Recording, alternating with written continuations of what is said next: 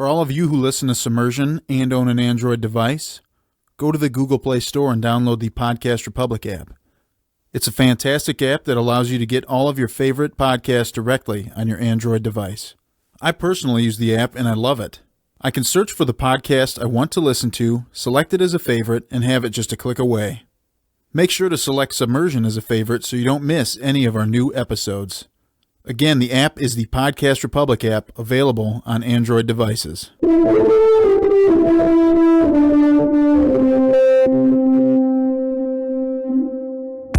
At Mac East Studios, we recognize there are more forms of media for submarines than just movies and television, which is why we're diving deeper into the world of submarine gaming. Game on. Welcome to a special episode of Submersion. We haven't done any of these yet, but today we are going to be discussing a submarine-based game because there are a surprising amount of them out there. We're going to cover some. This is the first one that we're doing, and we actually have an incredible interview with the creator of the game, Commander Andy Benford. He will be on later. And that's the majority of what this episode is. But before we get into that, Jamie and I wanted to talk about the game because we had the opportunity to play this game the other week at a board game night at my house. And we just wanted to let you know how it plays, how it feels, everything, first impressions of what this thing is. Yeah. Yeah. So, I mean, you got this did you get it special or you just went out and bought it, right?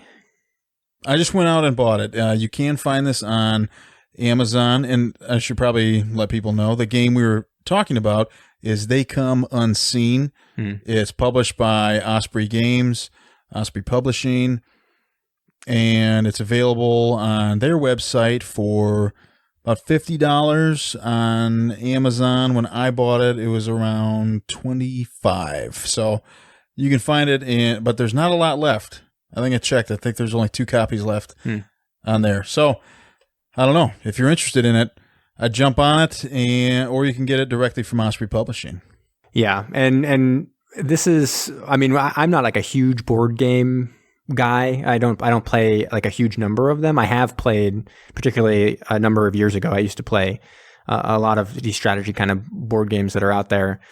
And so when we were going into starting it, it was a little daunting, I would say. There's all these games, all these board games kind of when they're strategy have like a lot of rules that go with them. So you feel like you have to study. I actually feel like once you're in it, once you're actually in and playing the game, it comes pretty quickly.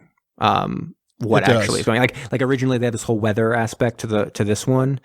That originally I was like, God, we're never going to get to the point where we can do that. I think if we played it a second time, I would be like, let's do the weather. Right. Yes. I think only the second time. We've got our legs under us enough, and from talking with Commander Benford, it's actually very cool because I found out there were some things that we were doing while we were playing that we were doing incorrectly. Oh, really? Yeah, and we can talk about that in a little bit. I mean, I would love to talk about that. Yeah, try to figure out what we're doing because that always happens with board games, even simple ones. Like I remember growing up and playing like Monopoly and stuff, and not realizing for years and years that you kind of misinterpreted a rule that actually was in the game. But part of board games is kind of having that little bit of flexibility to be able to play it the way you feel like it's most natural as well. But right. Speaking of Monopoly, one of the rules I always misinterpreted is for whatever reason, we always used to put any money that was collected, like from the tax or whatever, underneath free parking. And if you landed on free parking, we gave you the money. Right. That's not a thing. Yeah, exactly. People always do slightly modified rules and stuff like that. So that's not surprising that first time through we were kind of doing something a little bit different than what it was. One cool thing that I really like just from the get-go of kind of the setup of the game is it's a I guess it can be a 1 versus 1 and a 2 versus 2, right? That's kind of how it goes. And it can also be 2 versus 3. And 2 versus 3. Interesting. Oh, yes. I guess we should kind of probably give an overview of what's even going on in the game. Do you want to talk about it? Sure. I mean, it's supposed to be NATO. NATO submarines basically get a sense that the Soviet Union has some secret bases up in the which one was it? Was it the Barents Sea? The Barents Sea. Yeah, and they're going to go up there and they come unseen. So they're going to sneak in. The NATO submarines are going to sneak in and try to kind of secretly disable the base that they have up there. But you can't like directly destroy their ships and stuff because it would cause like an international incident. Conversely, the Soviet Union, they obviously will know potentially that there are some submarines around trying to do this. They can destroy the submarines because, as it says in the rules, like what happens with submarines, accidents happen all the time, kind of, and they wouldn't be able to kind of say, the NATO wouldn't be able to come out and say like, oh, you destroyed our submarines, because they weren't supposed to be there in the first place. Right. Yeah, they were definitely within some hostile waters. Right. They should not have. So they should not have been there. It's a little bit of a game of cat and mouse. The Soviet Union knows these submarines out there. They know that they want to destroy a certain number of bases up in this area in the Barents Sea. And so those ships are trying to find these submarines based on, where they're destroying things and where they potentially float to the surface if they run out of fuel and different things like that. And then they go after and destroy them. While the submarines are trying to kind of zip around and trick the ships so they won't be able to anticipate where they're going to be, and they can destroy all the bases that they need to destroy before getting killed. That's more. And the submarines are running on battery power, and every time you move a square it's a big grid. Every time you move on a square, you have to burn a unit of battery power.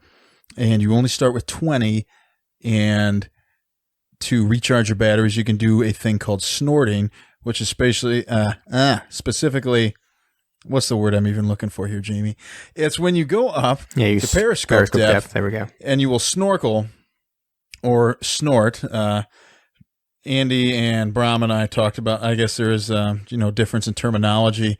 So snorkeling is the same as snorting for all you U.S. listeners. Mm-hmm. And you can recharge your batteries that way. And this is where we screwed up. Every time you snort, we're supposed to put, or basically make our location known. Really? Yes. That's interesting. That is an interesting aspect. So that was how we originally thought it was going to play, right? Yes. That when you snort, that the ships would see them. Wow. Yeah. That actually makes it really hard for the submarines. But I guess the idea is that you can actually run for a while on your batteries. And you only do this every once in a while. Yeah, it makes it. And when the weather comes into play, you can hide with the weather. So so that kind of makes the weather much more necessary, because we kind of scrapped the weather for this first pass through because we felt like this is a layer on top of it. It even says in the user manual, but your first couple playthroughs, do not try to incorporate the weather because there's so many nuances to the game going on that it could really overwhelm you or confuse you. So we went with that approach because it was you, me, and then two other people who had not, I think I mentioned, they're not like super into sub stuff like we are. So we're like, okay. Although one of them into this with these guys. One of them did mention he wants me to set up a game night and to play the game again. Yes, he did. Yeah, so I will. So at some point I'll probably try to do it over at one of the breweries in town, and see if anyone wants to come out and play the game while drinking some beers. But he enjoyed it enough to be like, let's do it again.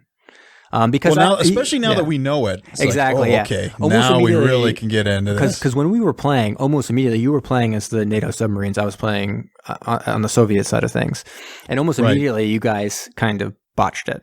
Let's just say we screwed up because we were in an area where you're only allowed to move 6 squares, and we were immediately like, "Ooh, I guess let's try to go 14 squares." And not only that, but it wasn't clear exactly just the nature of the game, of this cat and mouse game, where it's really, really important that you're trying to trick the Soviet side when you're the submarines, and not make it clear, not make it and them to be able to anticipate where you're going to be. And you guys basically went directly where we had assumed you might try to go.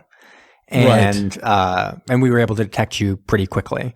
And so it would be really important in the game to try to keep your position unknown as much as possible. And you guys kind of didn't move in that way. Now knowing that, I think once I realized that and we started playing that way, I was like, whoa, this game's really cool because it's 2 against 2, but it's a mind game with all of this where you the whole time you have to be thinking, well, where are they going to think I'm going? Where is the best way to do this? Maybe even just laying low for a while. Because if you can lay low for long enough, then you might be able to get them to get the destroyers and stuff to go far enough away that you can quickly zip over and do some damage without then having enough room to make your next step and stuff like that. So it's pretty cool. Right. And you could sit back because you also, as a submarine, you can lay mines. That's something we didn't do that either. Yeah. And you can do that in shallow waters, and you start out as a submarine in shallower waters. So then I immediately thought, after we'd been going, I thought, oh man, what if the subs pushed out a little bit, laid mines, went back, so that no matter what, if the ships are getting near them, they're gonna hit the mines, and then the ships are damaged. I thought this could work, and that'd be a good way. That'd be a good way because some of the bases that the subs are trying to destroy are in shallow water. It'd be a good way to be able to do that and still get away with it. Because one of the things we thought was, oh man, destroying these bases in shallow water seems really dangerous. Because once a base is destroyed, obviously the destroyers will know that the submarine's in that area. So it's another way that they can be detected. And you have to be really tricky with that. So mines would be a good way to make it not necessarily super easy to then go straight in that direction without having some damage to your ships and stuff like that. True. So yeah, just there's a lot going on with this kind of like cat and mouse that was just really cool the more I thought about it. Is there anything that you wish it kind of had or that you thought was you were less keen on with the gameplay? Not really. I mean, after playing it, I really enjoyed this game. Yeah.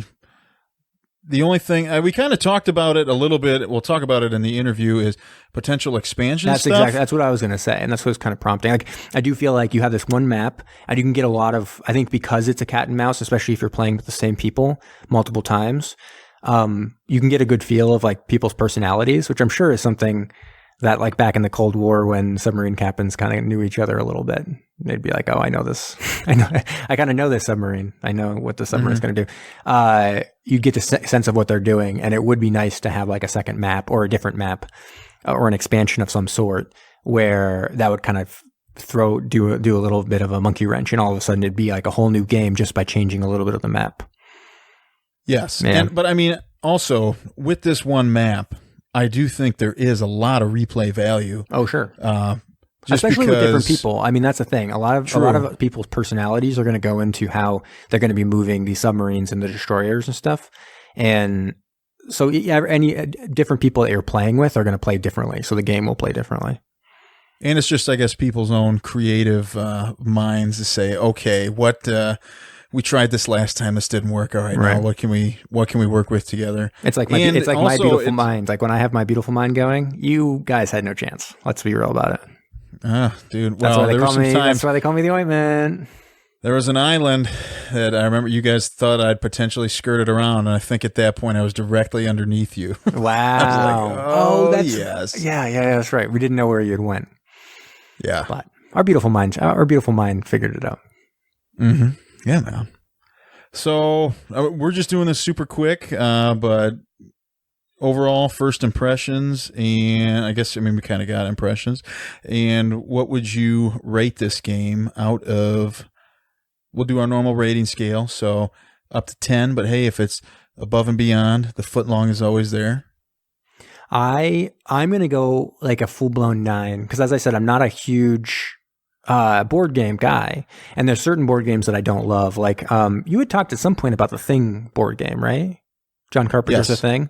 So my brother had that one, and in that one of the players starts as being the Thing, and so you're supposed to be like sabotaging and doing it clandestinely, and I don't like that kind of stuff when it's like one person versus a bunch of people, right? Or where like a bunch of people going, because like, I don't know, it kind of makes the gameplay, it's tough. It's tough for the one person because it's kind of a lot of pressure for the game to be good, that player has to be really invested in wanting to play that role.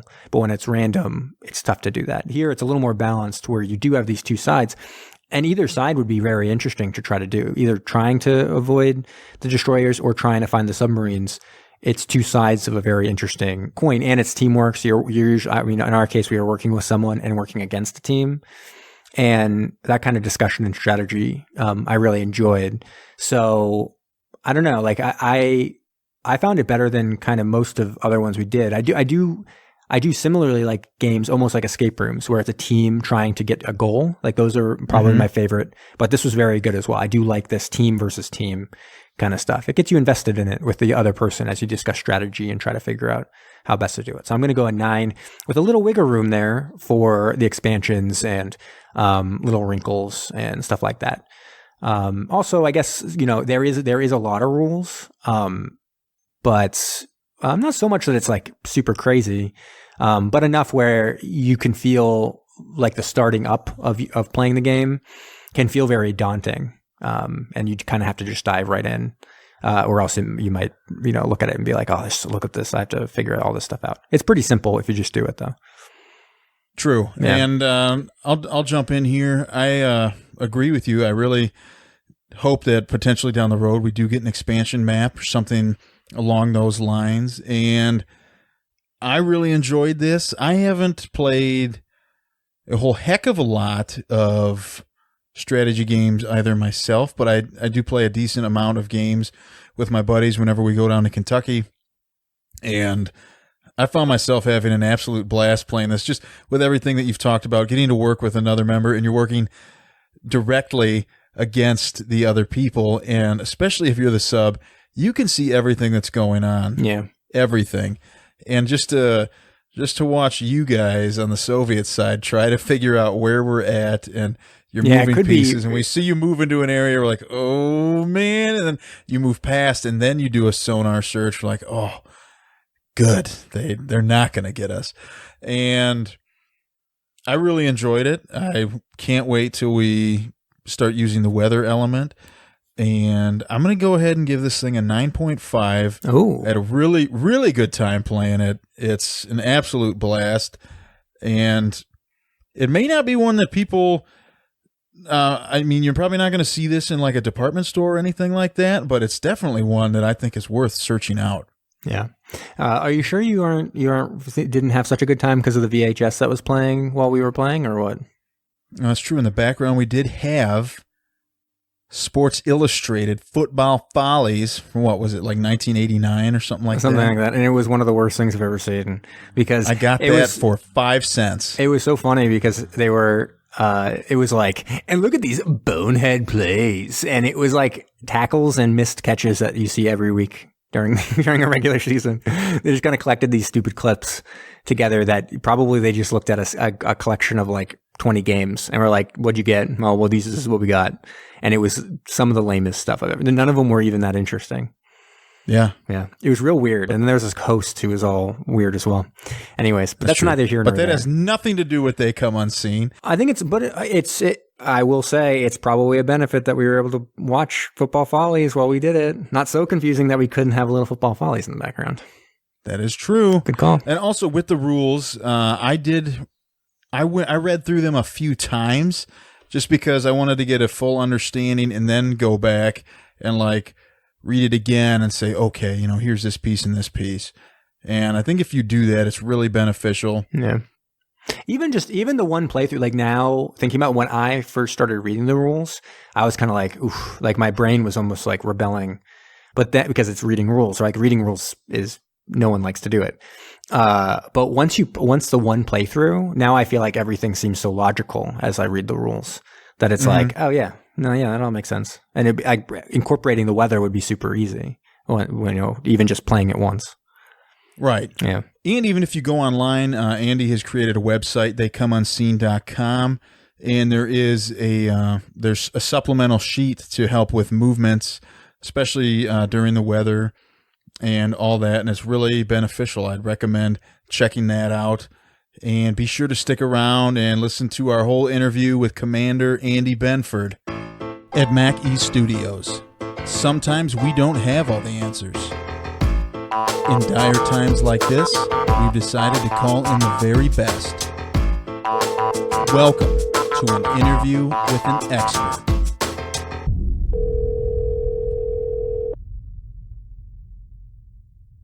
Dear listener, Andy Benford speaking, designer of the board game They Come Unseen. During this podcast, I mentioned Cape Horn, when I should actually have said the Cape of Good Hope. I knew where we were, but used the wrong name and then repeated it. A very annoying slip of the tongue that I realised far too late. So, for the record, and in the interest of accuracy, when you hear Cape Horn, please think the Cape of Good Hope. Thank you. All right, so welcome to a special episode of Submersion. We will be doing a few gaming reviews, and today we have on the creator of the pretty incredible board game, They Come Unseen. Commander Andy Benford is joining us all the way from the UK. Thank you for being on today. Pleasure. Thanks for the invitation. Just before we get started, you have a very illustrious career and background. Would you like to talk about that a little bit and let people know who you are? Yeah, sure. I'm not sure about illustrious. It wasn't bad, but I joined the Royal Navy in 1968, straight from school, and went to Britannia Royal Naval College in Dartmouth. It's the equivalent of the Annapolis in the States. And I did a year there learning to be a sailor rather than in a schoolboy. And then after 2 terms, it was still terms, but crazy terms, because they got you up at a sort of 5 a.m. for early morning activities, and they make you run up and down the hill and do all sorts. Then you'd go and have breakfast, then you'd have after breakfast activities, and then you'd do a full day's tuition, and then they'd run you ragged in the evenings as well. So you did that for 2 terms, and they were just basically drilling into you that you're now in the Navy. It's a disciplined service. You can't do what you like. Then I went off to sea for 3 months in a frigate, HMS Tenby, to get sea legs. And then I started off as an officer cadet, promoted to midshipman, automatic, although you could get thrown out as an officer cadet. And I did a year as a midshipman. First part in HMS Bulwark, an amphibious carrier, operating in the Mediterranean mainly. And then we went round Cape Horn and out to the Far East. And I'll just add here the sort of how I ended up in submarines, if I may, if I sort of backtrack. So we were going around Cape Horn, but let me just backtrack. I decided on a submarine career, I think, because firstly, I've got a brother who's 3 years older, Tim. Actually, he's an American citizen now, lives in Dayton, Ohio. What? No kidding. That's right near where Brom lives. That's very, very close to me. I mean, that's a stone's throw from that guy. Yeah, I don't want to give away my hometown here, though. I mention it every now and again on the podcast, but that is, yeah, as Kyle used the idiom there, a stone's throw away, that is definitely accurate. Okay. Well, yeah, so my brother Tim, 3 years older, and he wanted to fly, and he wanted to fly in the Royal Air Force. And so he went through the selection process at the age of 16. And I was 13 then, and that's an impressionable age. I'd gone through wanting to be a policeman and probably wanting to drive trains, I don't know. And there we were, my brother going to the Royal Air Force. And I thought, okay, that sounds pretty good. I didn't feel academically strong. So I'd never thought of going to university. And so I then thought service career. For family holidays, we used to go to a lovely place that's still there, Salcombe in Devon, on boating holidays. So I thought, okay, brother's going into the Air Force. My father was in the Royal Artillery in the Second World War. I don't want to be in the same service as those two. I like it on boats. Let's go into the Navy. So I investigated that. And then 1963, so I'd have been 13, I think it was around then, I saw a double-page spread in a colour supplement. A colour supplement over here is a glossy magazine that sits inside a newspaper. Okay. And that double-page spread had a very murky picture of a submarine. I think it was HMS Dreadnought because she was coming out about then. And that sort of hooked me on submarines. So I joined up to be a submariner, and there we were going around Cape Horn as a midshipman in HMS Bulwark. And my orders, if you like, for the second half of my midshipman year came in, and they were to go to the 7th Submarine Squadron in Singapore. But by this stage, because I was an impressionable young lad still, I'd had a great time in Bulwark. I'd been up in helicopters, flying low level over Cyprus with the Royal Marines and doing all that sort of stuff. And I quite liked carriers. And I can remember going along to our training officer, who actually was a submariner himself, and saying, look, I'm not sure about submarines anymore. And he said, well, hard luck, Benford. It's written down on your way. And thank heavens he did, because I then got out to Singapore, and I spent 6 months with the 7th Submarine Squadron of Singapore. Part of that on board HMS Finwall, a porpoise-class submarine. And it was just terrific, fantastic officers, and such a difference to the big ship routine of the surface navy. And that hooked me. So we'd better skip forward a bit. So I go back to Dartmouth, bit more training, become a sub-lieutenant, and then I went on training class for submarines at HMS Dolphin in Portsmouth, and I joined my first submarine as a proper trainee submariner in 72, and that was HMS Grampus. I know, Ben, you mentioned that in the photograph. You could see that crest on my study wall. Mm-hmm. And then you progress through doing the different jobs. It's interesting, when you join a submarine, you don't immediately think, well, I didn't anyway, and I don't think I'm abnormal. Hey, I'm going to be a submarine captain one day. You just sort of go to your first job. You go as the casing officer, then the torpedo officer, then you become the sonar officer, and then you become the navigating officer. And I did navigating officer twice in 2 boats. And you sort of progress up through, and then out the blue, somebody says, hey, you've been selected for Perisher. And that's sort of how it happens. I mean, towards the end of that build-up, I suppose, I did have my eye on Perisher, because that's what you want to do. And for people who don't know that, that's the Royal Navy Submarine Commanding Officers Qualifying Course. Called Perisher because not everybody passes and they perish. A fitting name. Yes. What when you say that you either succeed or you perish, what does that entail? What do you do for that qualifying course? Well, it takes about 6 months. You start off in simulators ashore, and basically you're having to prove to the officers. There are 2 officers who run the course, and they're known colloquially as teacher. And Mm-hmm. the course is split into 2 halves. There's usually about 4 officers on each half, and you train separately with your teacher. And you're in the attack trainers ashore, getting used to using the periscope, keeping the boat safe, doing what you had seen your captain do but never really did yourself. And then you go to sea off up in Scotland, off the Isle of Arran, for 4 weeks. I think it was 4 weeks. It's a while ago now, guys. I think it was 4 weeks. And you start off, and that's the real world then. So you have 2 submarines, the 2 halves of the course, one sort of down by the south tip of the Isle of Arran and one by the north. And then for the first week, you have a frigate charging up and down, trying to send you deep and cause you lots of mayhem. And you're on board the submarine, you're a duty captain, and you get your turn to carry an attack to keep the boat safe. And teacher's monitoring you on the other periscope, and if you get it wrong, he'll take control. And basically, you've got to stop getting it wrong. So that's week 1. Then week 2, they up it to 2 ships. Week 3, 3 ships.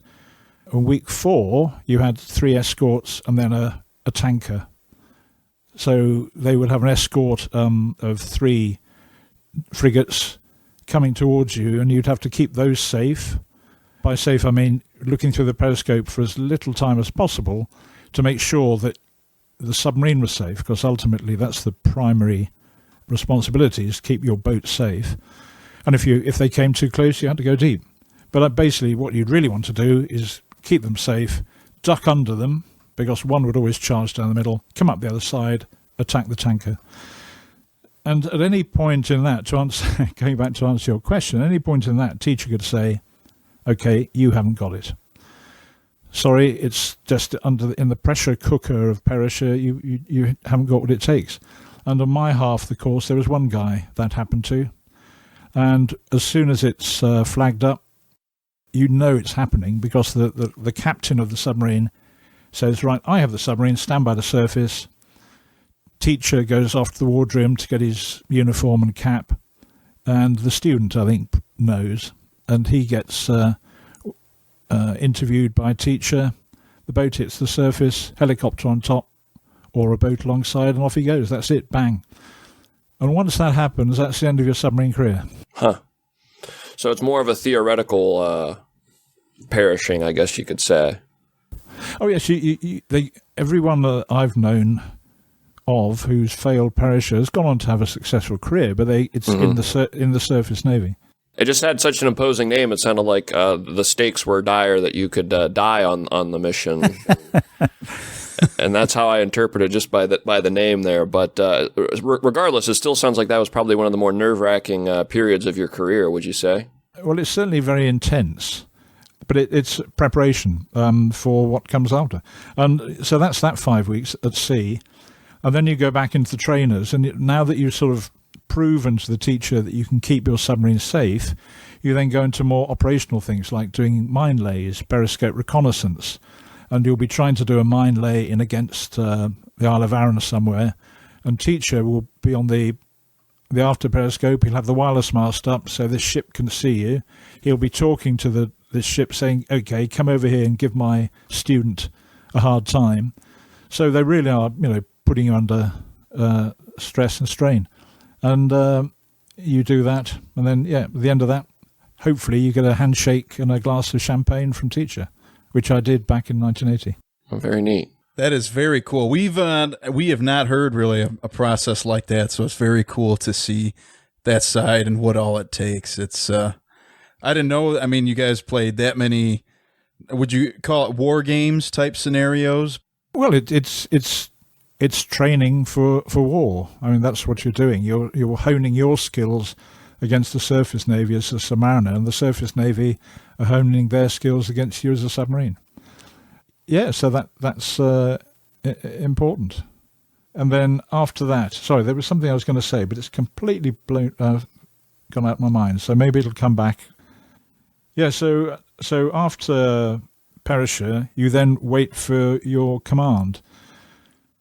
And back those days, because we still had diesel submarines, the conventional submarines, you either went off to be the captain of a diesel electric submarine, or you went to be the executive officer of a nuclear submarine.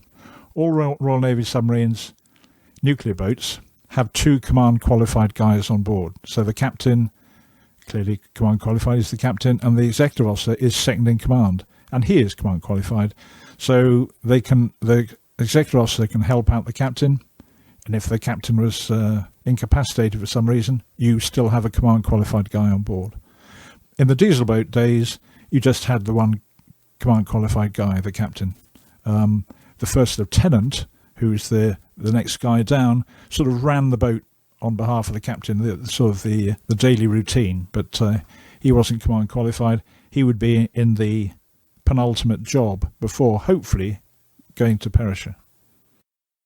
So if something happened to the captain on a diesel electric, I mean, LT is kind of, you're kind of SOL, right? It's going to be really rough because they don't have the experience to command the boat.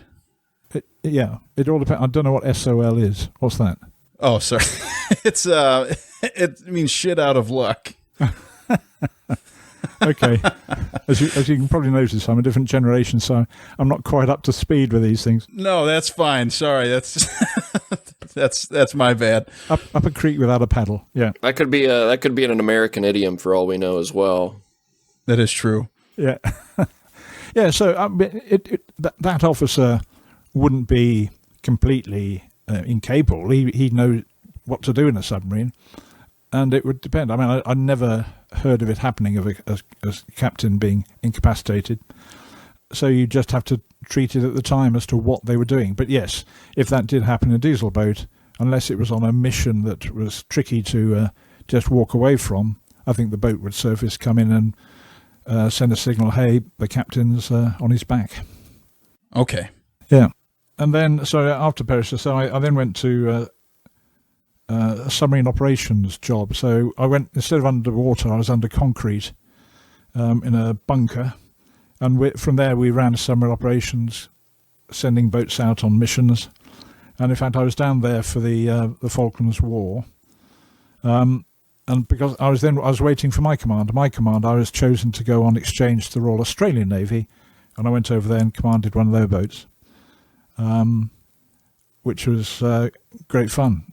There was one exercise I took part. I was very fortunate in RIMPAC 84.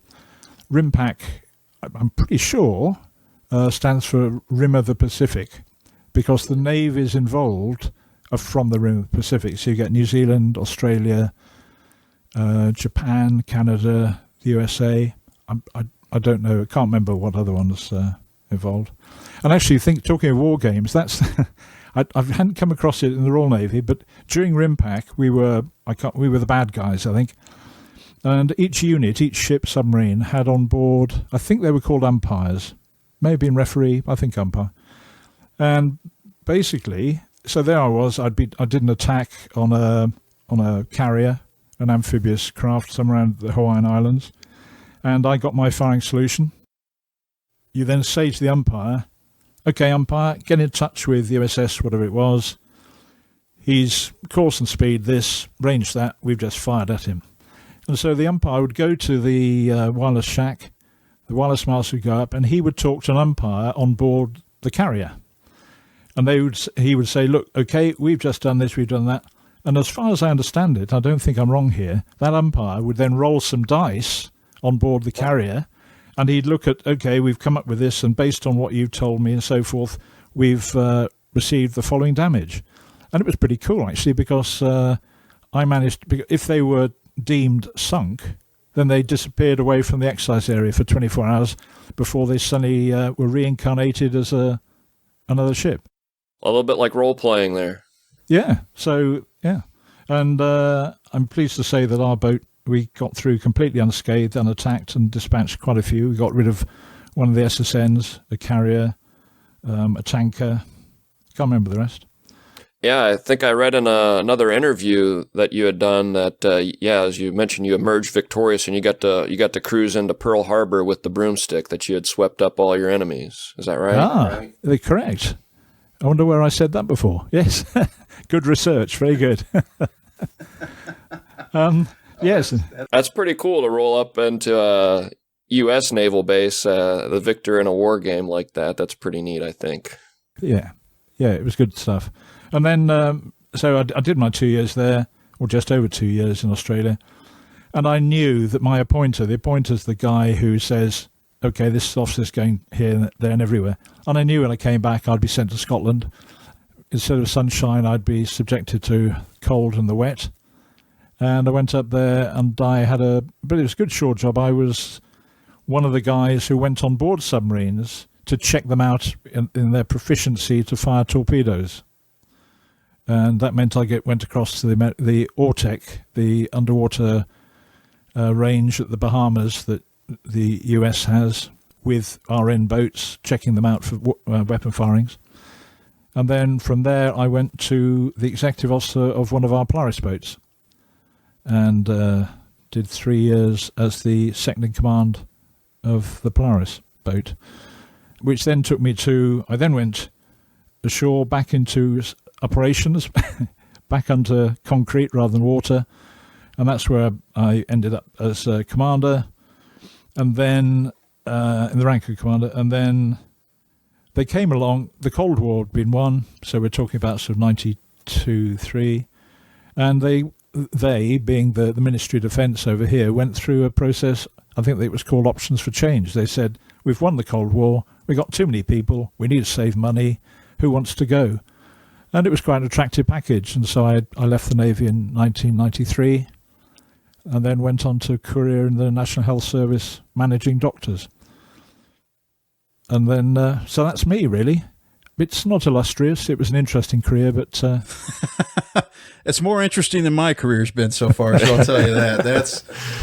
That's really cool. So now you were on diesel electric, and was, if I'm not mistaken, is the Polaris a nuclear-powered submarine? Correct. Okay, and did you have a preference on which one you were at? Because during RIMPAC, I'm assuming you were on a diesel electric, right? Correct, yeah. Okay, and that's what I've heard is with the United States anyway, just because that's where we live and we hear a lot about this type of stuff, that they receive a lot of criticism because we don't have any diesel electric boats anymore. Yeah. And they can run much quieter while they're on their batteries than the nuclear-powered ones can. Yep. But did you have a preference as to which one you were on? I imagine the nuclear ones are probably a little more modern, a little roomier, that type of stuff. But just from somebody who's been on both of them. Yeah. Well, I know you've been on board USS Torsk, Carl. So I have been. And that was very close quarters. Yeah. Kyle served on that at a museum a couple weeks ago.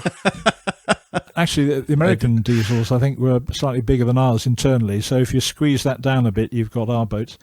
They're very different. Between nuclear and the conventional, which by conventional I mean diesel electric. I think I benefited by my career starting off in diesel electric. You're sort of closer to the sea in a way. They're small boats. You're surrounded by pipes and valves. You really feel part of the environment, and that's just a good foundation for a submarine career. I think the operations were different. You got command young, and I took parachute as a lieutenant at the age of 30. Now, I was in command as lieutenant commander, but to drive a nuclear boat, you need to be in the rank of commander or above. We have had one, I think, or maybe more, driven by a captain. Maybe for your listeners, I need to point out, it can be quite confusing. You get a captain of a submarine or a captain of a ship, but that's just a position. They're called captain. It's like somebody who runs a public house is the publican. I don't know if that's a good analogy at all. But so it's just a name. Hey, captain, what are you going to do? But that captain could be any rank. When I was in HMS Finland as a midshipman in the Far East, my captain was a lieutenant by rank because he'd done parachute even younger than me. So, yeah, where was I going with that? I've lost my thread. We were talking about being able to command a diesel electric at a younger age in a nuclear-powered one. Good. I'm glad that somebody's listening. Excellent. The conventional boats, you could get command younger, so that's good. And I don't know if you've seen any of the photographs on my website, you'll see that the photographs in the diesel boats, I'm wearing a white shirt, service shirt, dyed black, because that way it didn't show up the muck, the oil and the grease, because you didn't wash anything. You didn't wash yourself, let alone any clothes. Whereas in the nuclear boats, you had a laundry and you wore uniform. The nuclear boats were more comfortable, but they were just less of a submarine in a stupid way, because actually they're more of a submarine because they're completely able to stay submerged until the crew go mad or run out of food. They are a submarine, whereas a conventional boat, a lot of people say, well, they're submersible. They can go underwater, but they need to come back up to run the diesels to snort. So they're different in that regard. Yes, conventionals are much quieter because of the way they run, but we don't have any diesel boats in the Royal Navy anymore. They are a potent weapon in that they're quiet, but they lack the legs to run quickly, run fast and deep, move across the oceans at great speed. And NATO nuclear boats aren't hugely noisy, but yes, they're always going to be noisier than a modern conventional. So you did mention a term there that got me thinking, because the entire reason you're on here is you have come up with an amazing board game, and you mentioned the term snort, which is something you have to do quite often when you're running as a submarine and they come unseen. Yes. Now, to many all Americans who've been in the submarine service, they'll say snort. What's he talking about? It's snorkel. And yeah, in other navies, it is called snorkeling. I think it was the Dutch who invented the idea, although the Germans then in the Second World War sort of moved on. But I think the original invention was Dutch.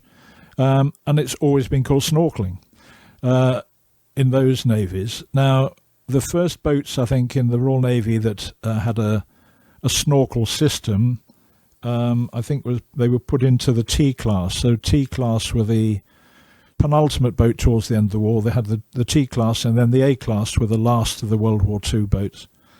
And so I think they fitted them in some T-class, and certainly the A-class had it. And for some reason, in the Royal Navy, it was called snorting, not snorkeling. Now, I don't know if that's because they thought, hey, we don't want to be the same as anybody else. That you could say that's a British trait. But so in my experience, it's always been snorting. So when I devised the game, I thought, okay, well, I didn't have to think about it. That's just what it is. Right. But I have had some feedback. I can't remember where it was on. There's a chap called Sam Healy for the Dice Tower, who did a very nice review of the game only a few months ago now, and he said about snorting. And somebody wrote in the comments on either on the Dice Tower on YouTube. Actually, that's where it appeared. And this guy said, well, if Commander Benford says snorting, he didn't earn his fish. So I thought, well, that's a bit harsh. So I came back to him. And actually, Sam Healy chipped in quickly, said, actually, that's what the Royal Navy call it. And then this guy came back and said, oh, yeah, sorry, apologies. I've just spoken to a couple of guys and you're quite right. Well, I know I'm quite right. Anyway, there we go. Yeah, so snorting in the Royal Navy, everybody else snorkeling. I think another one was you referred to mortars in the game, and we kind of see more and more in the movies that we've watched. Obviously, we don't have any real experience on submarines, but we always hear the term depth charges that we're always kind of paying attention to. Yeah, okay. Well, depth charges, absolutely. They're things that were fired off the side or rolled off the stern of a ship. And the progression in the Royal Navy was to go, they then went to a system called Hedgehog, which fired, I think it was called Hedgehog because it looked like a spiny animal with all these sort of little bomblets, which were fired off in a great mass of little bomblets to drop on the submarines. And then progressed to that. There was another version, I can't remember what it was called.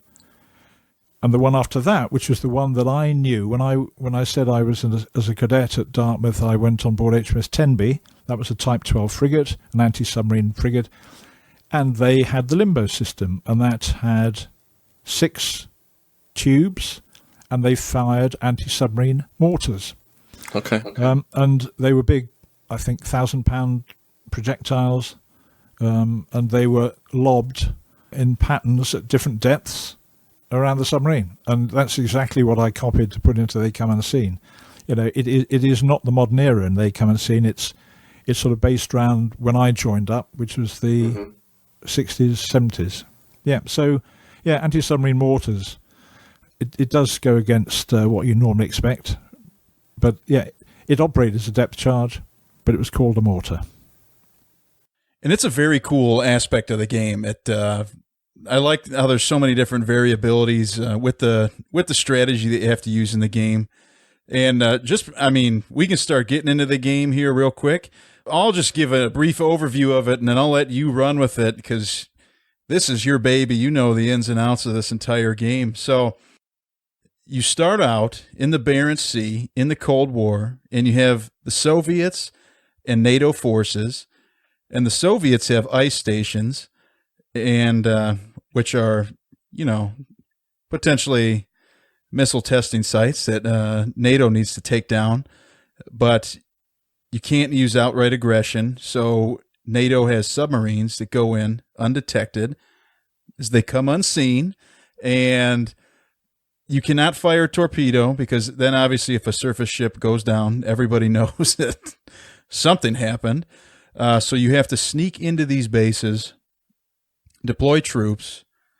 They'll sabotage the entire ice station, destroy it essentially, and then you have to work around, and there's 6 stations, and you have to destroy 4 of them based on cards that you draw.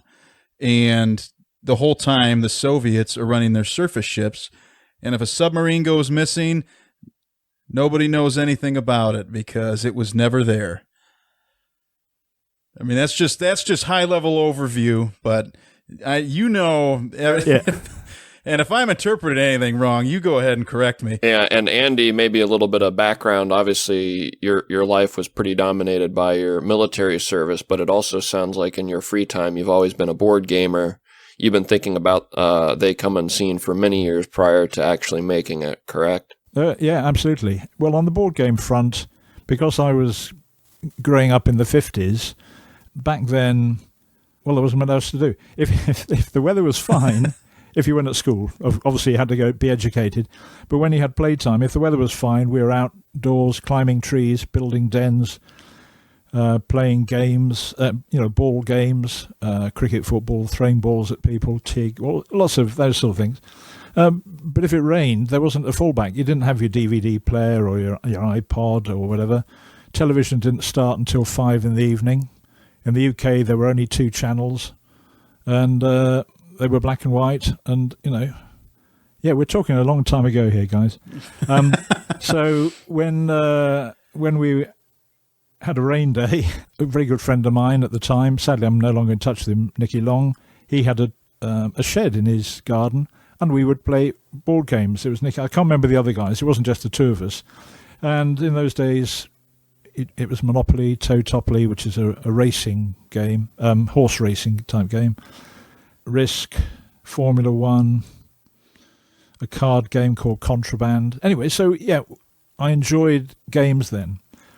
But I've matured, you'll be pleased to hear, because at that age, you may have the same experience, but God, Risk, if I played Risk, you know what it is. If it's not going well, you can really feel that you're being isolated and bullied. You're the only one, and everybody's just hitting you.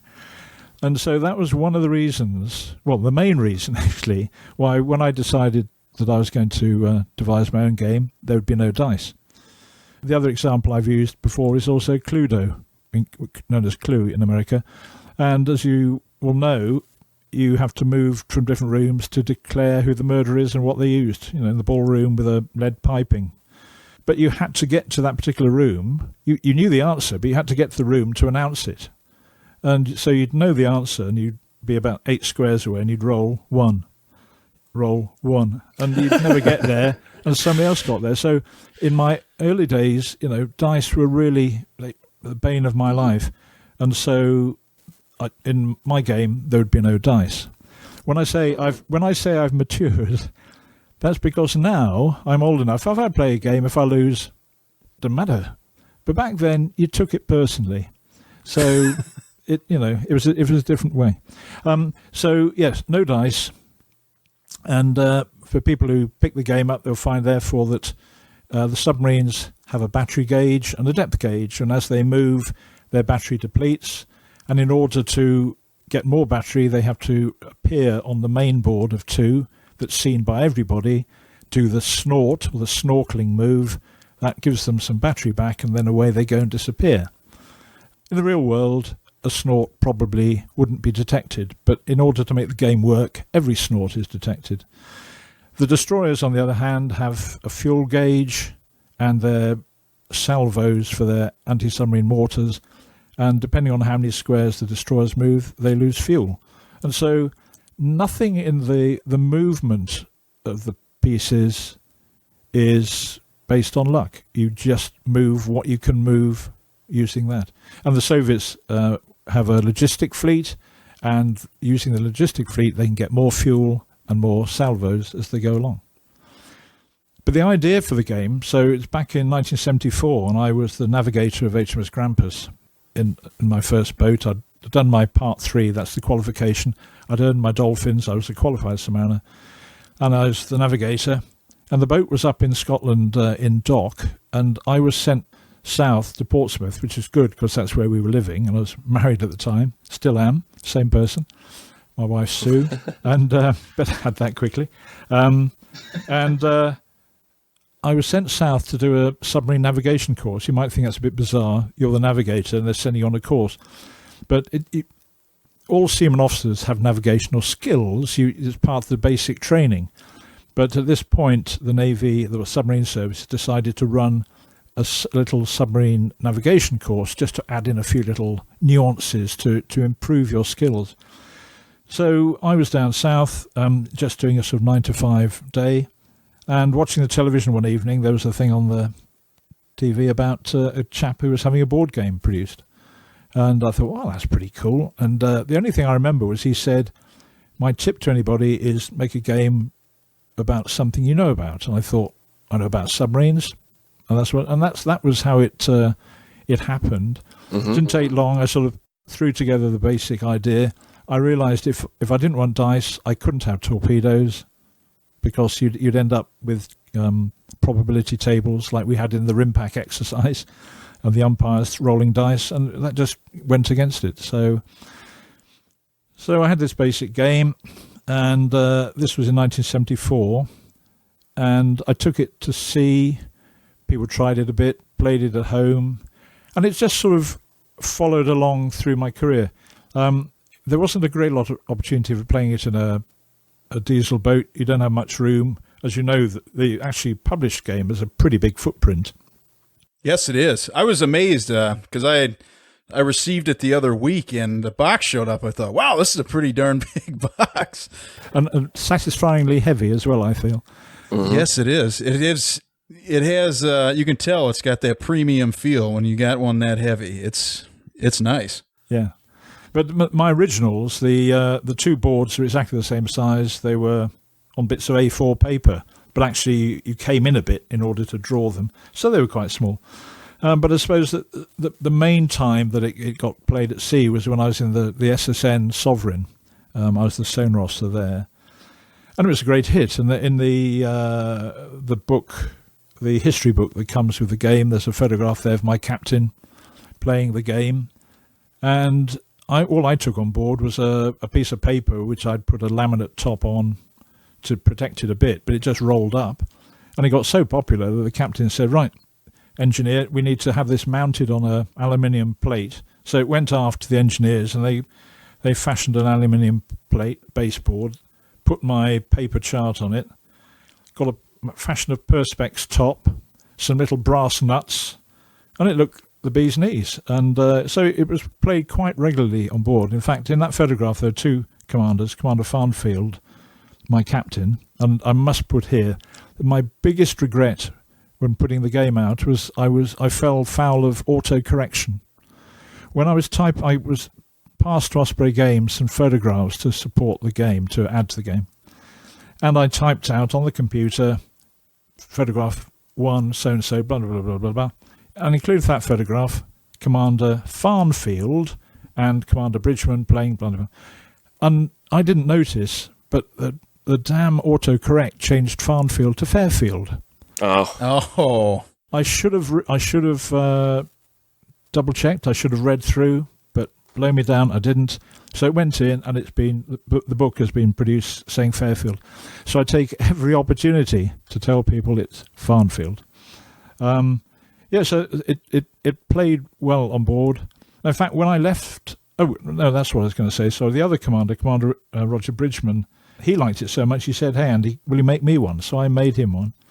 Sadly, when the game was about to come out, I thought I really must get in touch with Commander Bridgman to let him know, and actually to give him a copy. And I found that he died, so he never came to see that. But I made him one. I think I charged him the princely sum of £5 for the bits and pieces of my time. So that'll be out there somewhere, or not, possibly. And when I left Sovereign in preparation to go on Perisher, I left that copy of the game on board. Now, Sovereign continued in commission. I think she paid off in 2006. That could be completely wrong. But anyway, when she paid off, that does sound a bit long actually, but when she paid off, I don't know what happened to my game. So that original was called Submarine. It wasn't exactly the same, but it was 90% there. Yeah, so that's going to be out there somewhere. Huh. Interesting little artifact that might show up someday. Yeah. Somebody will show up at your door. I have Submarine. Yeah. And then, so when it came to having it published, there's a bit of a gap here. When I went on Perisher, I had other things on my mind, so I didn't do anything with the game. But I'd left Sovereign, and I didn't have my game anymore because I'd left it there. So I went off and did Perisher. And when I then went ashore to the operations in the concrete bunker, I thought, okay, well, in my spare time, here's an opportunity to make another version.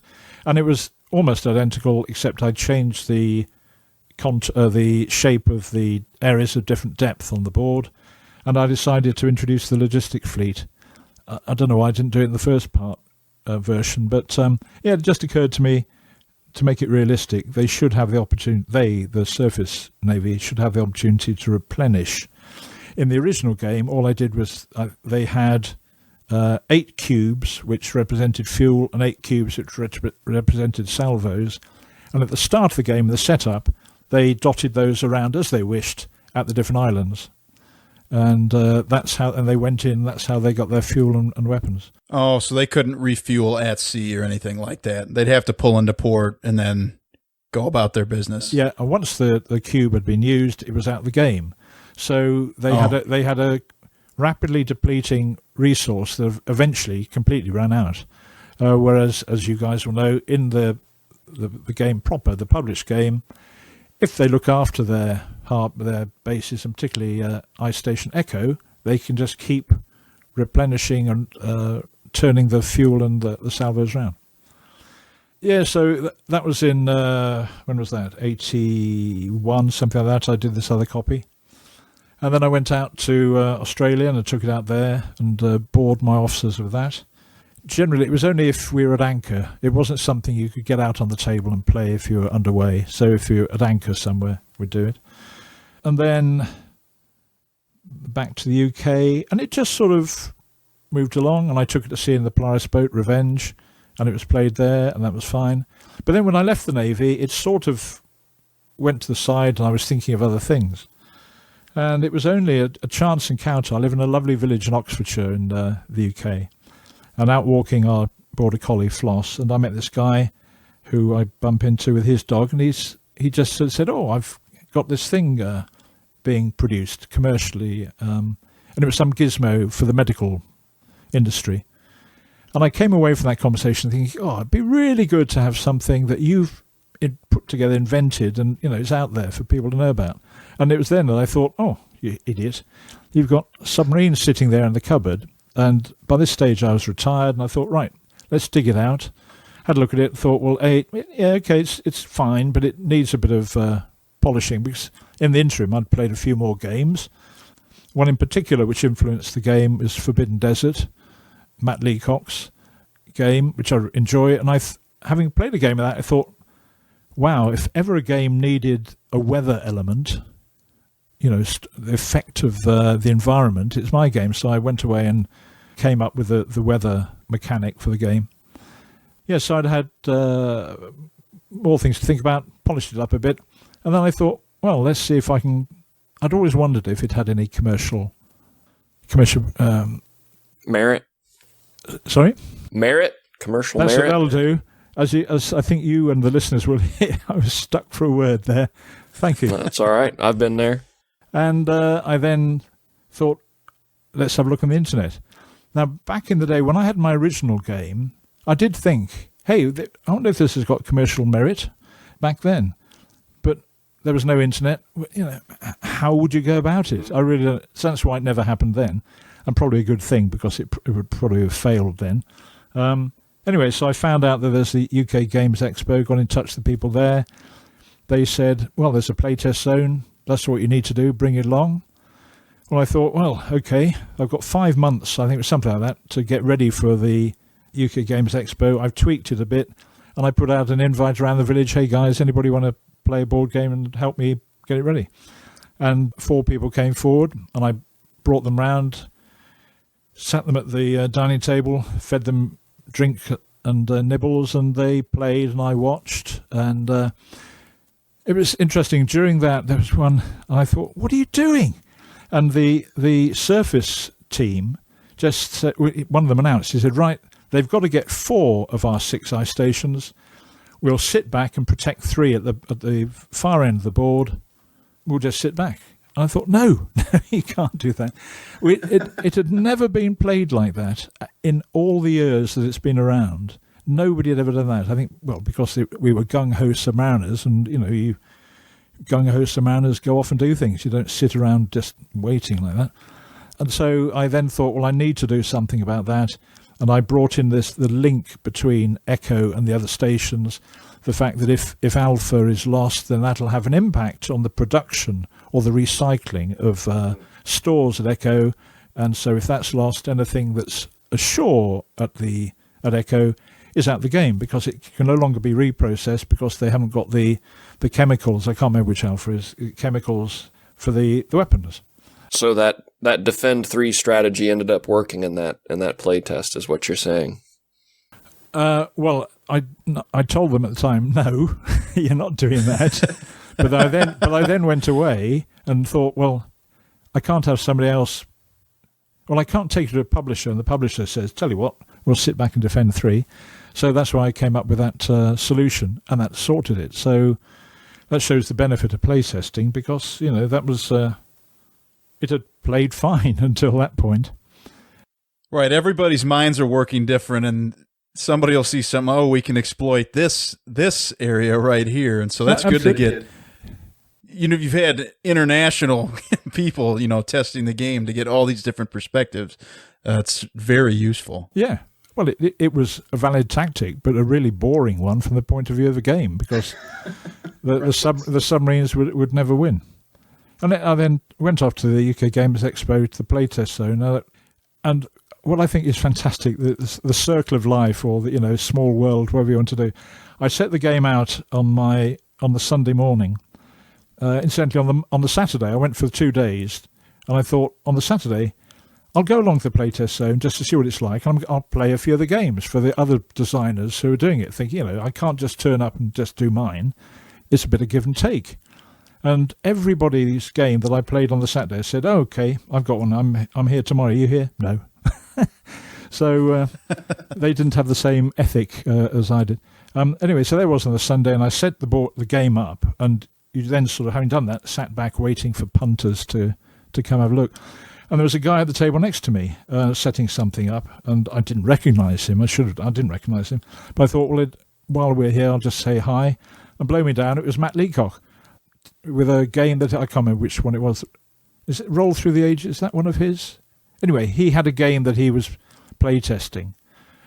I don't think I had the wit at the time, apart from saying, oh, I really like Forbidden Desert. I didn't say, and you influenced my game. But there we are.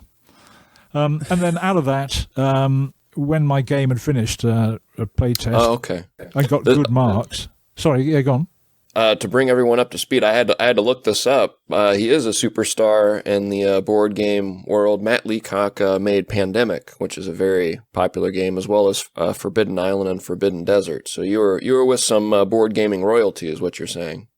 Yes, and thank you for that, because I was looking at your faces there and thinking, have I got the name wrong? Because it's not sort of it's not created a buzz at the other end of the call. Yeah. So yes, absolutely. He's quite a well-known name in the board game area. Yeah. So there we go. I got a good review from the guy who played the game, and as I was leaving, I was handed a business card that had been left with the play test people, and it was for Duncan Malloy at Osprey Games. And again, blow me down, I looked at the address, and they're in offices near Oxford, just outside Oxford, and I'm 15 miles from their offices. So, what are the chances? Right place, right time. So when I got back, I zoomed back home, contacted by email and said, hello, Duncan, my name is Andy Benford. I've been given you a card. I've got this game. And he said, great, send over the rules. So I duly sent him the rules, which at that point were 42 pages, because I like to be detailed. It didn't take long, maybe a day. He came back and said, "Great, thanks for sending them over. It looks a bit too complex for what we're after, so we'll pass on this occasion." So I thought, after that, okay. So I said, "Well, thanks for that, but I wonder if you'd be kind enough to let me know of other companies other publishers who might be interested in my game." He said, "Okay." This was, let's say, by email. "Yeah, give me a day or two." And then I thought, right, having done that, I really need to reduce my rule book from 42 pages to something more consumable. And I got it down to 27 by using many more diagrams. And I still hadn't heard anything back from Duncan. So I thought, right, I'm not going to wait. And I sent him an email with the new rule book. And I said, "I'm not chasing you," but I was. And I said, "This is the rule book that I wished I'd had when you'd asked to see it." And he said, "Well, okay, thanks. I've been thinking about your game. I'd really like to play it. Can you bring it in?" Took it in. He loved it. I left it with them. This was in July 2014. And I'd been to the expo in May 2014. And I'd started the process of finding out about the playtest zone in December 2013. And then in early 2015, I got an email saying, "Congratulations, it's going to be published." And one of their first 2 board games, because this was their first move. They do war game rules and stuff, but this is The King is Dead was one, and They Come Unseen the other. And in August of 2015, he phoned me up, I think, and said, "Hey, come on in, we've got the first copies through." And I went and picked up my first copy, and that's the one I was holding in the photograph I sent you guys. And that's sort of it. Yeah. That's really cool. How good did it feel to get that message that game was being selected to be published? After all those years, that had to be an amazing feeling. Well, it was amazing. Yeah, absolutely. And on cloud 9, really. But I just sort of thought how lucky. Everything just sort of fell into place. If I hadn't met the friend walking around the village with his dog, and he hadn't decided to tell me about his invention, I probably would have forgotten my game. Well, not completely forgotten, but it wouldn't have had that catalyst to do anything about it. Mm-hmm. Had I not been retired, I wouldn't have the opportunity to possibly to put time and effort into it. Also, if I hadn't been in a small community where you know everybody, I may not have found the playtesters I wanted. And then actually to arrive at a playtest zone when Osprey Games were actually looking for their first games, and Osprey Games, as I said, 15 miles down the road, so I could go down and just say, "Here it is." All those things fell into place. So just very, very fortunate. And it just gives me a buzz now because I'm active on Board Game Geek. I mean, the questions have died down now, as it's 4 years since it came out, something like that. But certainly in the early days, people were saying, "Hey, what do we do about this? What do we do about that?" I've put together the website that you've seen, if I can promote that now, www.theycomeunseen.com. And I've called it a companion website, and it basically allows me to expand on the rule book, which is limited to so many pages, and so there's photographs, background, just to help people get the most out of the game. And you also have the supplement to the rules. It's just the 1-page document.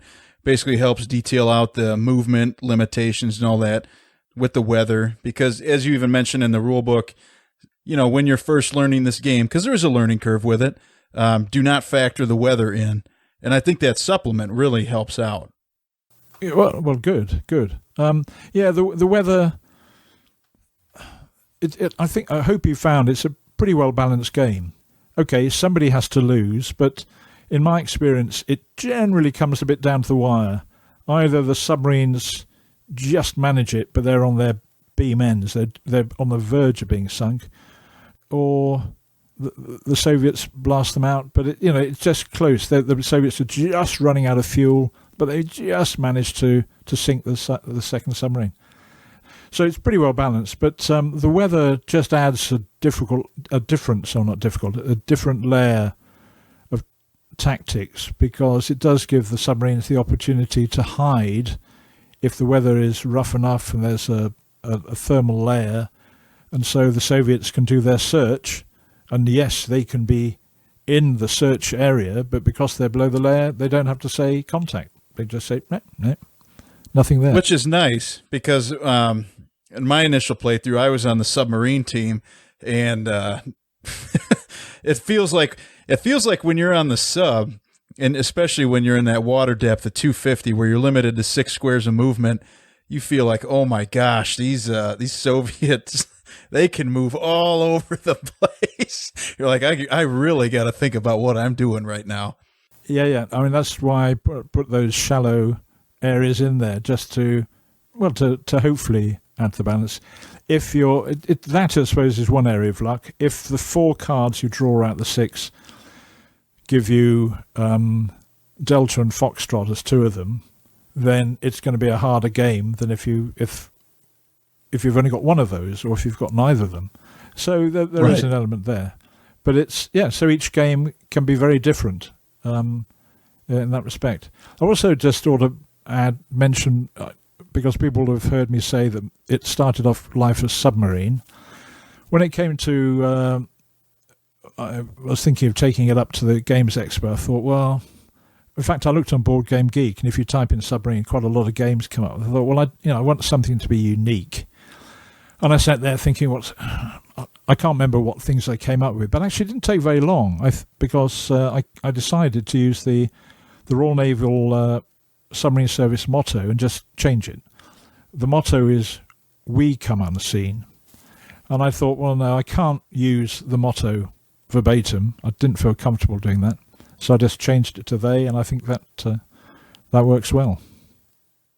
It does, and it gives you something that you're looking at, and it really catches your eye, because you're like, oh, what is this? And the artwork on the box is incredible. Everything, and like I mentioned before, everything, when you open this box up and you start pulling the stuff out, it's got some heft to it, and it has a really premium, nice feel to it. I was pleasantly surprised. It's a really well-made game. Yeah, I was very lucky picking up with Osprey Games. I think if you look at, I don't know how familiar you are with their expanding portfolio of board games, but they're all up there for quality of components. And actually, I'll give them a plug as well, because occasionally things go wrong in production. You get something that's, the print is slightly out of line, or the cards are the wrong color if there are cards and things. And they're an ace company. If you've got a problem with a game, and you on Board Game Geek, or just contact the company through the internet and say, hey, I've got a problem with this, they're right on it, and they'll send you out the bits and pieces. So I must give a shout out to Osprey Games, and particularly Duncan Malloy, who has moved on from there now. He's doing other things. But without him, having the faith, although, yeah, admittedly, he waved me away the first time, but at least he had the good grace to reconsider his thoughts, and it came out, and it's a thrill. Yeah, well, congratulations on that, and on the success of it to this point, and it really sounds great. I might have to get a copy for myself now. I usually am the guy that lets my friends buy the board games, because I've got some collectors in my circle of friends, and saves me a little money that way if they get the games and I get to reap all the rewards. But this might be one I have to bring to the table. Yeah, well, I think you'll find there's some pretty good offers around. Essentially, in your questions, you mentioned, you said, so while playing, we ran into something we were a bit confused on. Oh, true. Yes. So while we were snorting, actually, during this conversation, I found out we were doing something incorrectly. We were not announcing or really making ourselves known where we were every time we were snorting. So, but don't worry, the Soviets found us anyway. It didn't matter. But something we know now for next time. But so I think we also kind of looked this up online, but I just wanted some clarification. When we snorted, because there's 3 depths you can go at. You can go to 200 feet, 400 feet, 600 feet. Yep. Depending on where you're at on the board. And when we snorted, we had to go to periscope depth. And we said, okay, we're periscope depth. Can we stay here? Could we just stay here? Because there's not an option for the Soviets when they're firing their mortars to just have them blow up essentially on the surface And so we would, when they fire their mortars, if they give you a direct hit, you take a whole damage token. And if you get a near miss, you're okay. But if you get 2 near misses, it counts as a direct hit. But essentially, I don't think we're supposed to. But am I right in that we're not supposed to stay at periscope depth? Yeah, correct? that's a bit more sort of here we come rather than they come unseen, isn't it? True. Yeah, it is. Yeah. In the rule book, at the Osprey Games talk about surface level, and at the time I was thinking, come on, it's not surface level. You're either on the surface or at periscope depth, but actually they were right. I was viewing it as a submariner using the terms I'm used to, and they were just approaching it as a board game. So surface level applies to the main board. So Gotcha. if you're at periscope depth, you appear on the main board, or the datum piece does, and you move it a couple and then you disappear again. Yeah, you could stay up there, but you'd then be rammed because any of the ships can ram you, and you'd be dead and gone. And no, don't do it. Okay. Well, that makes sense then. So every time we snort, then we need to put a datum token on where we were, or put our boat on the main map for a minute and then move it back to the deep board. Yeah, you can do either of those. I think it's better to leave the submarine piece on the deep board, move it 1 on the deep board, so you're moving forward. That's the change of depth up, change your depth gauge, but then put the datum piece where you're going to arrive on the main board. Then move the datum piece, leave it on the deep board, sort of catch up with the piece, and then move your 3 away. But yes, you can take the piece, the submarine piece, up onto the main board, move it along. But yeah, so the Soviets do get to know every time you snort. And that gives them a chance to sort of relocate if they've completely lost it. But as you know, you can, and they were limited to moving a maximum of 3 away from the datum piece. But that does enable you to, depending on how well they place their search template, to get yourself out of that, or maybe directly underneath the destroyer if you can predict where he or she's going to place it. And then if you're playing the weather, of course, and you're canny, then you manage to do a snort in storm level 5, because you can't snort in storm level 6, and then you disappear down and you go to a depth that's going to be below the thermal layer, and they can't detect you. So that's, Yeah, that's okay. That makes more sense now. Although I was playing against one of our hosts. He's a very intelligent guy, and to go to head with him was like, oh my gosh, man, this is he's got a lot of experience and a lot of brains. So I was trying to outwit him, and that didn't really work out too great for myself. I just got a few fun questions here, and I think there might be a few of the other hosts that we might want to interject some other questions as well. But I think an important one that we like to ask a lot of the people we interview, do you have a favorite submarine film? Yes, but I have many favorites. Okay. Hey, we've watched a lot, so we want to know. Well, I need to explain that. The problem is, if you watch a submarine film as a submariner, you're going to view it in a different way. And so I can accept that, because some of the films are just outrageous, but I enjoy it just because it's fun. But you just can't stop being sort of nitpicking, because you think, no, you wouldn't do that. You can't do that. No, that doesn't work. No. And things like, just an example I'll use. In the Royal Navy Submarine Service, you never say the word close. So you don't close a valve, you don't close a hatch. Everything is shut, because shut is a very clear term. So shut the intermediate flood and drain valve. Closed intermediate, did he say blow?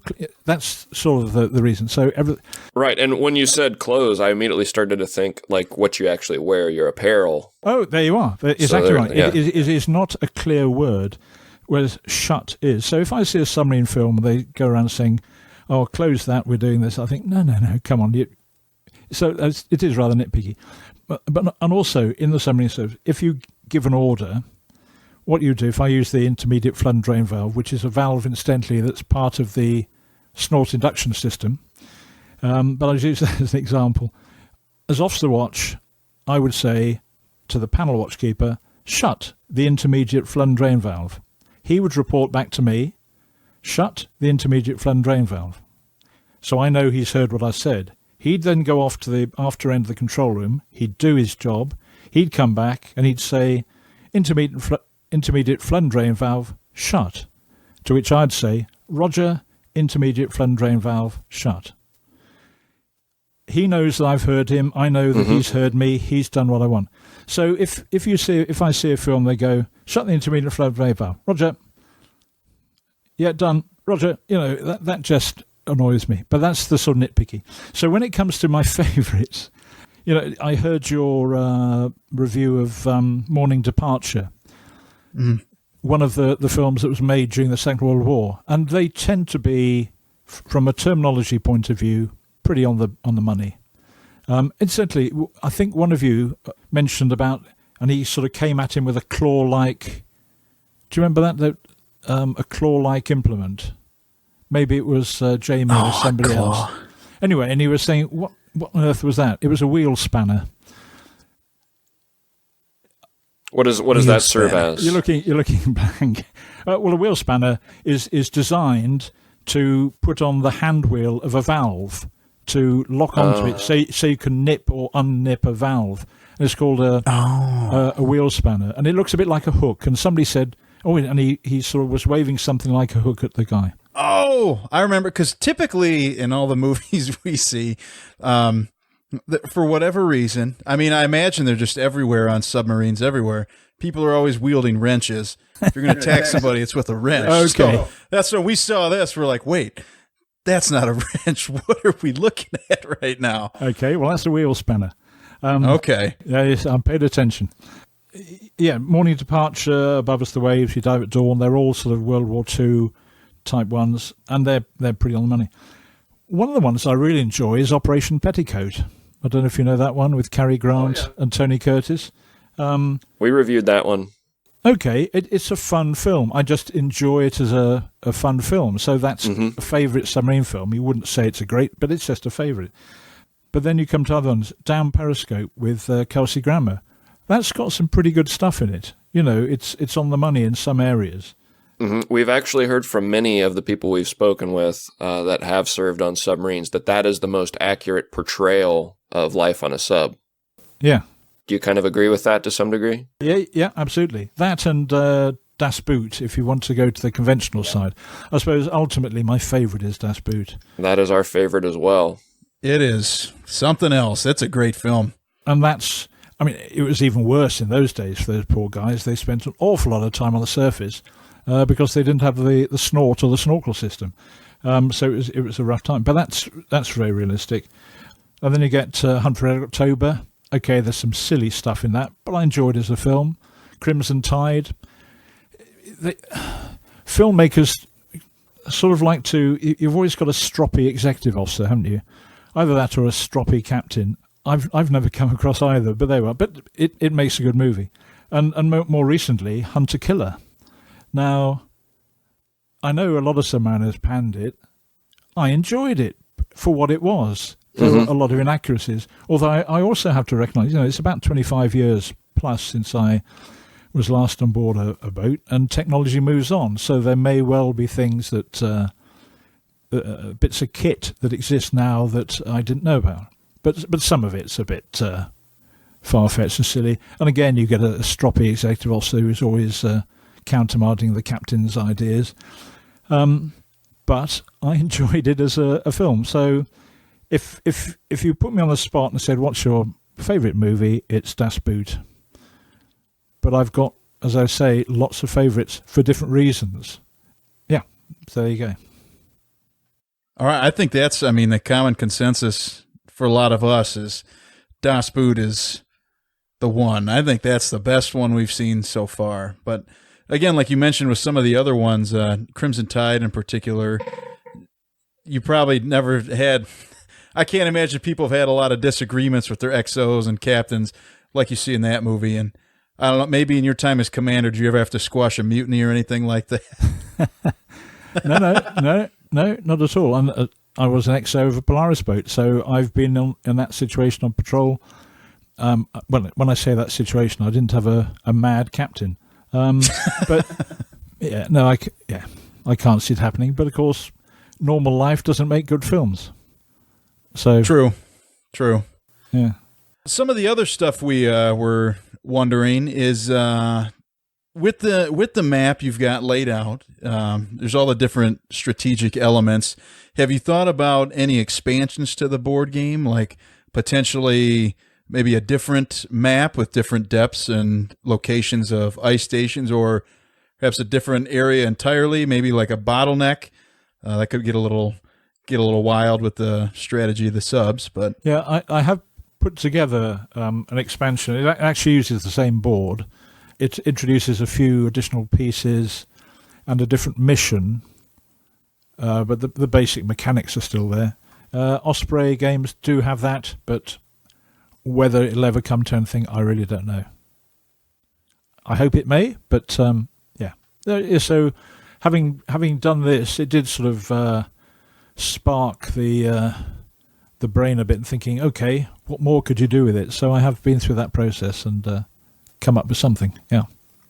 Okay, very cool. Looking forward to it, and I hope that they put that into production. That'd be great. Alex, the Mustard Man, one of our co-hosts, wants to know contemporary day. Do you have any favorite board games? Do you have game nights or anything like that where you play board games with friends or anything like that? Sadly not. I mean, I don't play my own game as much as I'd like. But favourite board games, They Come Unseen, of course, is up there. But I do like, as I said, Forbidden Desert. What else have I got recently? I used to buy a board game every Christmas just to annoy the family. We've got two daughters, and I think they've sort of inherited the board game gene. They quite enjoy them. But I'm desperately now. This is silly. Well, I suppose again, like my answer, I'm afraid, to films. Do I have a favourite? No, but I have games that I enjoy. When in my youth, the only games I played were, as I said earlier, and then moving on from there, the only games I ever sort of came across were ones that you saw in a department store. Not a game store, just in a department store. So they were always the sort of run-of-the-mill games, the ones that are spawned from a television series or something. Sure. They were the sort, or the Trivial Pursuits of this world, that sort of thing. And then at some point, and I don't know how it was, but I discovered Board Game Geek. And I was looking back, I actually joined Board Game Geek in 2006, but I think I may have used it for a bit before I decided to sign up. And the Days of Wonder games I discovered at that point. And so I got Pirate Cove, the Abbey. What's the Ticket to Ride, I think? Don't they do that one? No, I've never played Ticket to Ride. It doesn't appeal to me. I've never played it, so but I say it's not one that I think, oh yes, I'll pick that up. But is it Mystery of the Abbey? I'm trying to think of the other. I've got a few of the Days of Wonder, so I enjoyed those. Red November. I don't know if you've come across that one. That's a little submarine game. It's a sort of cooperative game. You're on board a submarine that's just falling apart all around you, and you have to get out of it. That's quite good fun. But no particular favourites. But as I said earlier, I've matured, so I will play a game, and if I don't win, it doesn't matter. I just enjoy the process of playing a game. You mentioned if you're going through the stores of a supermarket, you'll find a bunch of the classic games that have always been on the shelves for 50 to 100 years. One of those would be Battleship. Obviously, a much more dumbed down version of what I would assume nautical combat is like.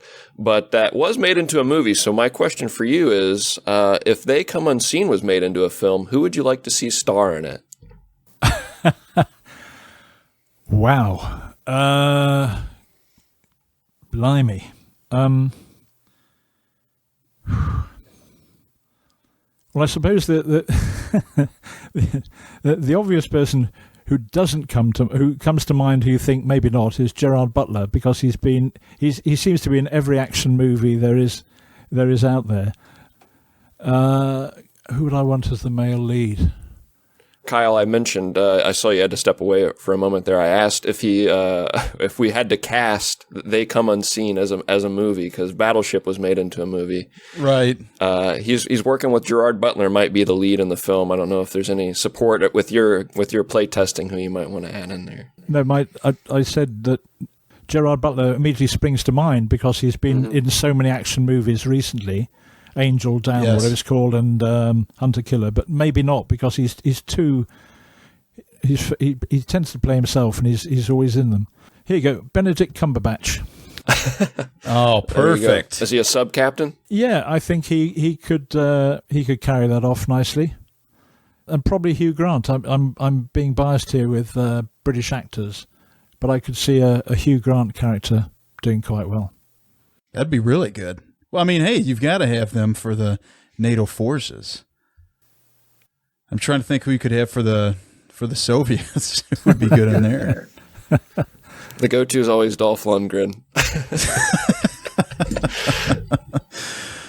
Yeah, Dolph Lundgren I could see as the Soviet, but you even know who Dolph Lundgren is. We only know him because we've seen him in so many of these movies. If you watch the Rocky movies, he was Ivan Drago, the main Russian bad guy. I saw the very first Rocky, and that was enough. I'm not into boxing. Yeah. I was thinking actually of the guy who played the Soviet submarine captain in Hunter Killer, but sadly he passed away shortly after the film. Oh, that's right, Michael Nyquist, right? That's it. Yeah, I think he'd be excellent. Well, he was in that, so he'd be an ideal one. Yeah. All right. You have any other questions, Kyle? I don't think so. I think this has been great. I've had a great time chatting with you, talking about this game. If people have not played this game, pick it up. We're going to put links to it on our Twitter, on all our social media, everything like that. Buy this game, support this man. Let's get him to get some expansions made, everything. I mean, come on, guys, get out there and get it. It's fun. When I had it at game night, granted, Jamie and I are pretty deep into sub stuff, but we had two people there who had not, they don't watch sub movies like we do or anything like that, and they had a blast playing it just because of the mind games that were going on the entire time. They're like, okay, I think they moved over there, but where could they be? We're not picking them up on sonar.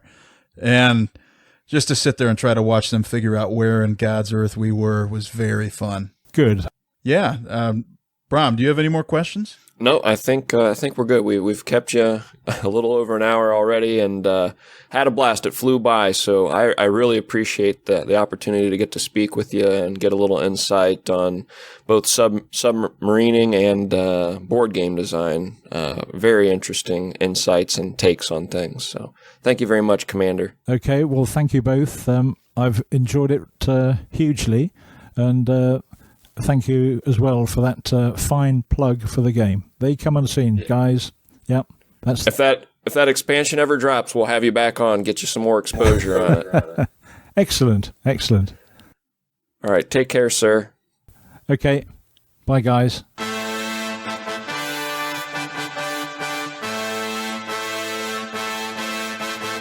Thanks for listening to Submersion. Follow us on Facebook, Instagram, and Twitter. Don't forget to subscribe for new episodes every Thursday. If you like what you heard, please leave us a rating on iTunes.